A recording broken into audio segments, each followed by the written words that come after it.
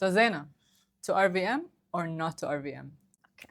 Look, I grew up here. Okay, I grew up in the UAE. I was born and raised here. But for me to see RVMs in the amount that they are in the UAE right now, for me it's progress. So yes, to RVM. To RVM. Well, I grew up in the UAE too. Okay. And I know that as the younger generation is growing up, sustainability education is already embedded in their educational system. So why do they need to get rewarded to do the right action? Okay, fine. The rewarding part, I agree with you. Okay, there is a concept that you shouldn't be rewarded to do the right thing. Okay. But you have to also understand that sustainability in the UAE was always there, but it was never monetized. It was never a business idea. So for you, when you come to see things like this, innovation or RVMs or machines and all that help to implement that sustainability idea, it's a business model.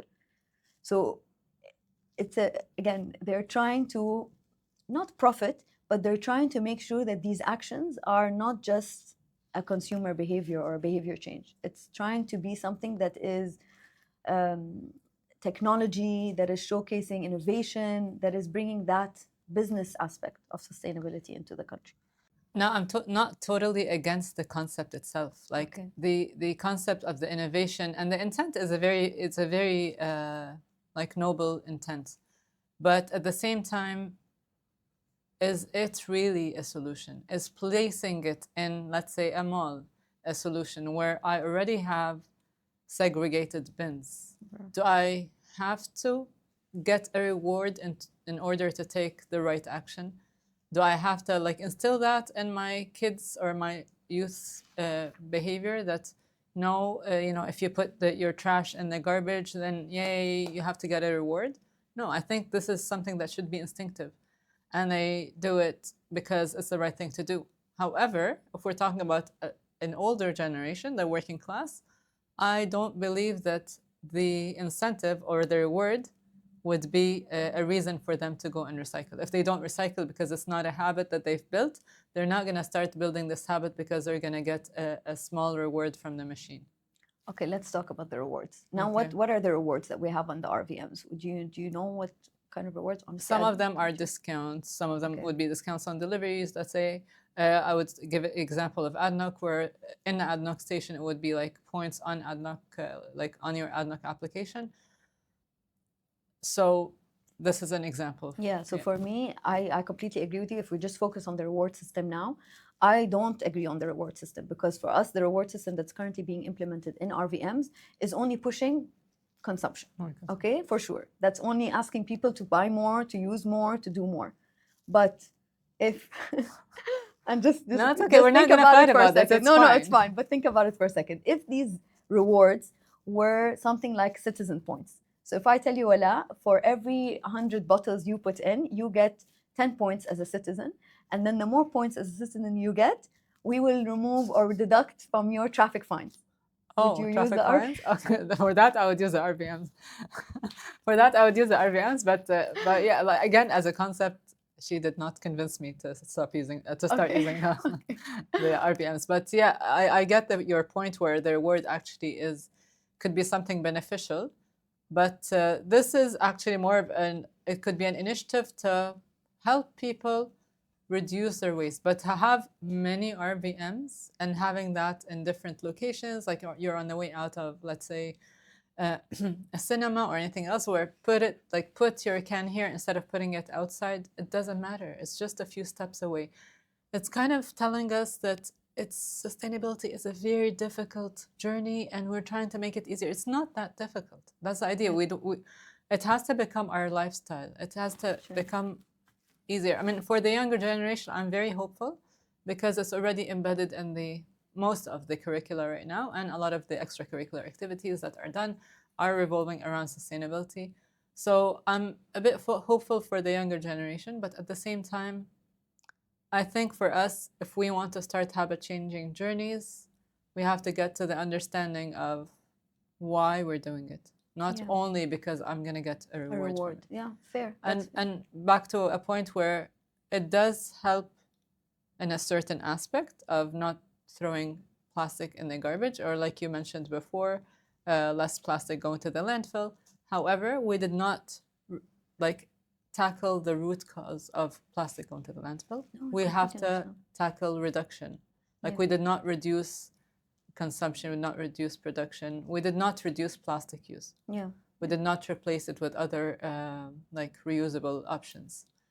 Yeah, for sure. Look, it doesn't. It doesn't. I don't think it tackles the main root or the cause of the problem.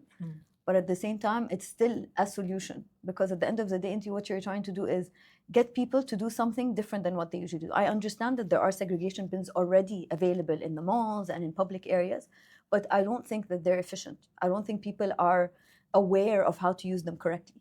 With an RVM, it's kind of niche, right? There's only one type of waste that it's trying to collect, and that's bottles. Now, whether or not there's transparency in what happens to these bottles, I think this is also a gray area that we should address. But it's targeting one thing. It's just the bottles from certain type and certain waste stream that they're trying to tackle. Whereas for the 3 waste bin, you get to a point where you're like, I don't know where to put it in.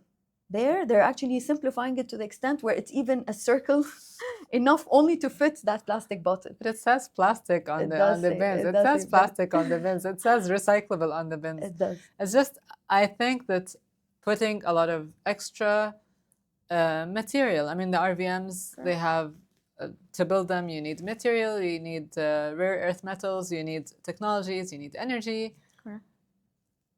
That could, be avoided. All of this could be avoided by just me putting my plastic in the bin that says plastic on it. I don't need, a gift to do that. I think this is the issue for me as an environmentalist, as an educator, as a parent at the same time, that I don't think I want, every time my son washes his hand or my daughter washes her hand, let's say, that we have to clap for them or have to give them a reward. No, this is the right thing to do. No, that's correct. Trust me, behavioral change for me is a huge topic. But when you come to talk about the masses, me and you are different, right? Me and you have that sustainability knowledge, we have that background, we have the passion. But for a majority of people, they don't. They might not care, that they don't care less or care more if the plastic bottle ended up in the right bin. But they can care for their pockets. If they say, you know what, I'm going to save 2 dirhams or 3 dirhams, or I'm going to get a coupon, I might as well do that act for that. I don't think it's the best incentive for it. I really don't. But it works, especially here in the UAE. Here in the UAE, you touch someone's pocket, they'll change their ways for sure. No, but it's funny because for the audience, if you're watching, Zeina had a bet that she would convince me to be pro RVMs by the end of our talk, but I'm not pro yet. But I would like to tackle one point which you mentioned. What did you mention? No. I know people, if it basically hits their pocket, they'll do it. Yeah, if it hits their pocket, because people don't really care about the environment. People don't care about the environment, but it's not an incentive. Yeah, so I'm going to get back to this. Thank you for reminding me.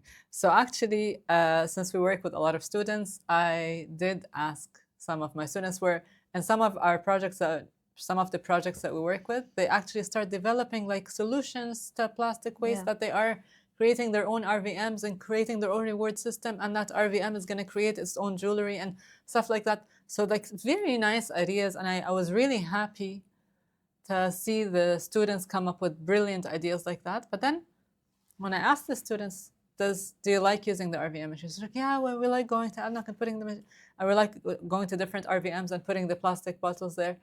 And I was like, does that make you want to use less plastic? She was like, no, I like to use more plastic now. So it created a reverse. Correct. Like we were going in the reverse direction. Yeah. So because now people want to use more plastic. Yeah, Some exactly, people I know like people who actually just bought bottles. They don't even use because they want to use. They want to experience which something. Which is correct. You're right. For me, I completely agree with this. It does not tackle the issue is that we need to reduce plastic or that there is a problem with plastic consumption. Yeah. It does only tackle, for me, what it does or what's the intention for it to tackle is the target that the UAE has, which is what they want to divert, I think, up to 80% of waste away from landfill. And for them, if there's a technology that's going to make them segregate faster, compact more efficiently, and they don't need labor to go into different multiple bins and remove the stuff, then they would invest in something like this. Are they tackling the issue of, are we actually reducing consumption from the source? No, that with you, I'm 100%. That's the next step. Exactly. But exactly. I agree that would be the next step. But I hope that we could just skip this step and not create, because with this step there are solutions that are being presented, but there's also more problems that are being created somewhere else in the world. Not necessarily here, because again, we're talking about material, we're talking about different other things that needs an episode on its own. No, I'm with you. And I just wanted to say one more thing, is that I think the burden of the solution for us to reduce plastic shouldn't be on the consumer. Like, honestly, it shouldn't be on us as mothers, as educators, as everyday residents in the UAE. It shouldn't be on us to reduce our consumption. If you think of it from a process perspective, if the production already decreased and it's not available for me to even use, I myself as Zeina, or as a consumer, a daily consumer, I wouldn't be generating as much, right? So I don't think that burden of production should be on us as consumers. That for me is now you're talking from a consumer perspective, but let me just reflect back from an educator's perspective. I think us working in awareness in general, maybe we a lot underestimate the role we can play in shifting mindsets and shifting the supply-demand kind of balance. If we work enough to change the mindset of consumer behavior, that I'm gonna replace those bottles with something else, then the demand is going to decrease, and eventually the supply will decrease. I mean, we don't want them to stop. We still need plastic bottles in hospitals, for example. We still need them on planes. They have their own places, but we don't need to have them as our default setting of using plastic. And we're talking bottles only, but there's different other plastics that we use. No, agree. So are we fighting, or are we friends now? No, we're definitely friends. But did I convert you or no? You did not. No? Okay. But I'll stick with the RVM. To each is our stand. Are you pro or against? Now you have to tell us. Are you with Zeina or with me? What do you think? What do you think? Let us know.